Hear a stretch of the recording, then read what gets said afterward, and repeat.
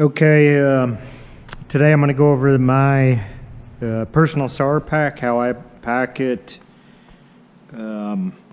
Previous video, I did the Wildland pack, and I talked a little bit about how you could use that for a SAR pack. You just got to adjust a little bit.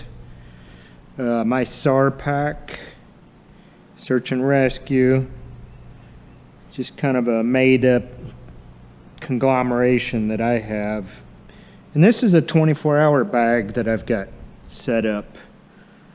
Okay, so the whole purpose of this bag right here is to go out for a mission to do, search or rescue. Be able to support yourself for 24 hours without any help. The only thing I'm lacking a little bit from what I'm showing here is food. I've got some energy bars and some other non-disposable energy foods or non-perishables. So if I was going to go in the woods for 24 hours, I need a little bit more food than what I'm showing you here. So you got to be able to support yourself, and you need to be able to help a victim or a fellow searcher if they get hurt. So this bag is not just for you. This is for who you're looking for and maybe even a fellow searcher. Okay.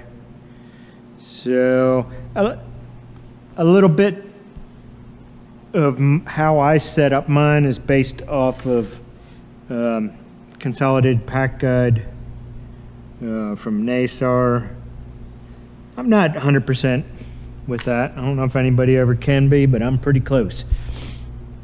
Okay, so that's kind of an overview of what your 24-hour bag should be able to do. I think you'll find I have most of this covered. Okay, so just a quick overview. All right. So I'll start with the way I've got this laid out right now is the stuff on the left is what I carry on myself in my chest pack. This is the stuff inside my bag right here. And then this is stuff carried inside, but it's all kind of rope rescue basic gear you need. Okay, so starting from the top, I've got a radio, spare battery. This is a Hour SAR multi-purpose helmet. It's got the built-in iPro in it, right there.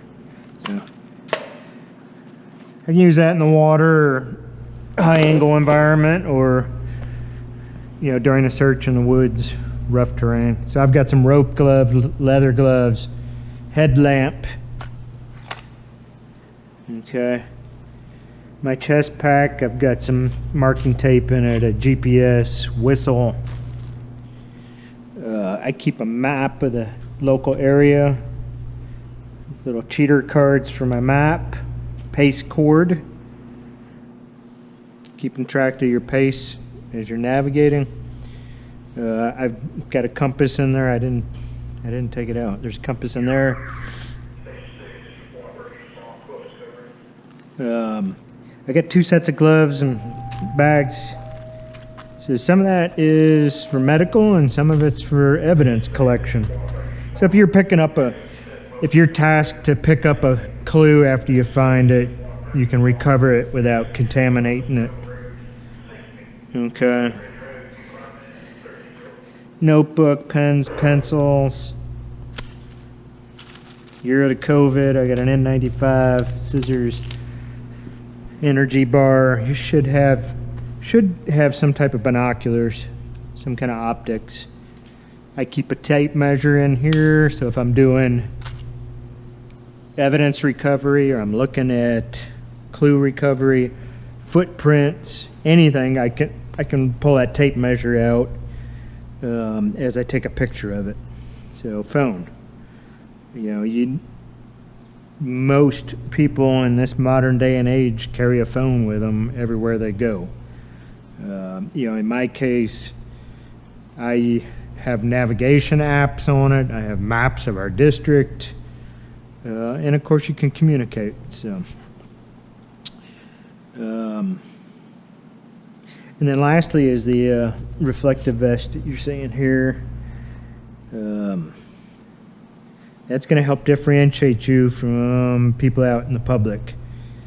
So whether you're doing an urban search or a wilderness search, you should do that. Wear some type of ANSI approved reflective vest. So helps identify you as somebody official. If there's any hunting seasons going on, that may save you. So reflective vest. And then if there's any aircraft, drones working in the area, most of the time the people you're searching for aren't wearing reflective vests, so that can help differentiate you from victims and searchers. Okay.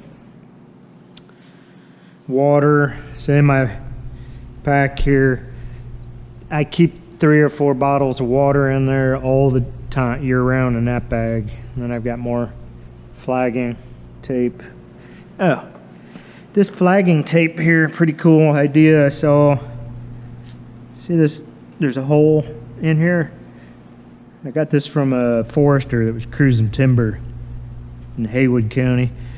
Takes a hot nail, heat it up with a torch, and you drive it all the way through this.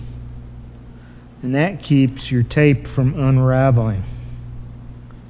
So you only take off what you need as this goes around. Okay. I've got a bunch of synthetic, layer 1, layer 2 tops. I got a synthetic watch cap. I got a rain jacket, windbreaker, extra socks, a military poncho and poncho liner.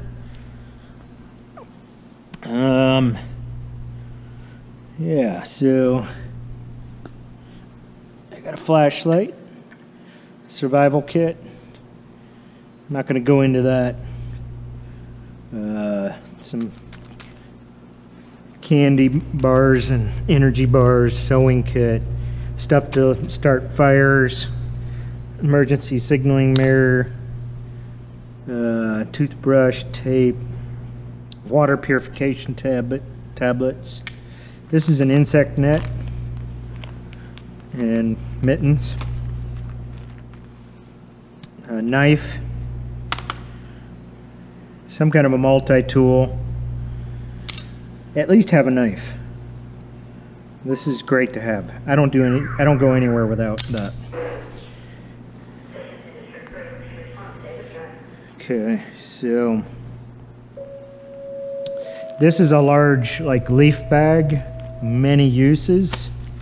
You can use it to stay dry, make a shelter, rain jacket, all kinds of stuff you can do with that. This is a first aid kit. I've got Tylenol, albuterol, aspirin, diphenhydramine. I've got a dose of epinephrine for allergic reaction in there, and then I got some stuff to stop bleeding. This is my personal first aid kit. Basic first aid stuff here. I've got some erythromycin in here, band-aids, stuff to take care of myself. Toilet paper. Okay. And then for working around terrain where you may need to do some rope work, okay, I've got a 50-foot body cord right here. So a lot of uses with that, but the main purpose is to make yourself an improvised seat harness. Okay, and with that I have This is a commercial chest harness. This is a Purcell Prusik. It's like an adjustable lanyard. If you take any rescue classes or look in any of the literature, you'll see what that is.